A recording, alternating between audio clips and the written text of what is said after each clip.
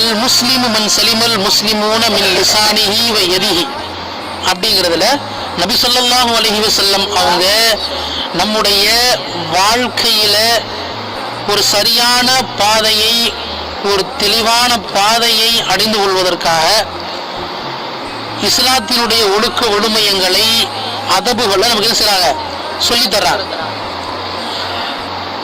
ஏன்னு கேட்டா, உலகத்துல இன்னைக்கு சமுதாயம் தனக்கு தோதுவா பலவிதமான வழிமுறைகளை தேர்வு செஞ்சு வச்சிருக்கு.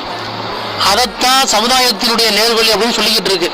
ஆனா அது போன்ற பல்வேறு விஷயங்கள்ல அந்த சமுதாயம் தனக்குத்தானே ஏற்படுத்தி வைத்திருக்கக்கூடிய இந்த பல்வேறு விஷயங்கள்ல இஸ்லாத்திற்கு முரணான பல்வேறு விஷயங்கள் இருக்குது. அப்ப அதை நம்ம என்ன செய்ய முடியாது, பின்பற்ற முடியாது.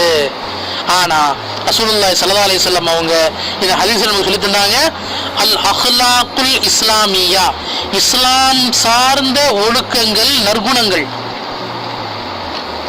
அப்படின்னு சொல்றாங்க. அப்ப இஸ்லாம் சாராத சில நற்குணமும் இருக்குது, சமுதாயம் ஏற்படுத்தி வச்சது. புரியுதா? அது நமக்கு செட் ஆகுமா? இஸ்லாத்துக்கு முன்னாடி செய்ய முடியுமா? செய்ய முடியாது. அப்ப எப்போ நம்ம இஸ்லாத்தினுடைய ஒழுக்கங்களுக்கும் இஸ்லாத்தினுடைய நற்குணங்களுக்கும் உள்ள வந்துட்டோமோ, அப்பதான் நம்முடைய வாழ்க்கையில அன்பு உண்டாகும், பாசம் உண்டாகும்.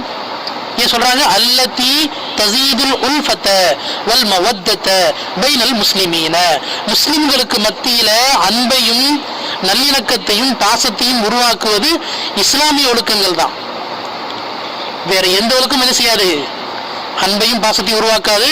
அது எதிர்மறையான விஷயங்களை தான் நமக்கு உண்டாக்கும், மக்கள் மீது கோபங்களை உண்டாக்கும். நமக்கே தெரியாது, நமக்குள்ள என்ன செய்வோம், சண்டை போட்டுக்கிட்டு இருப்போம்.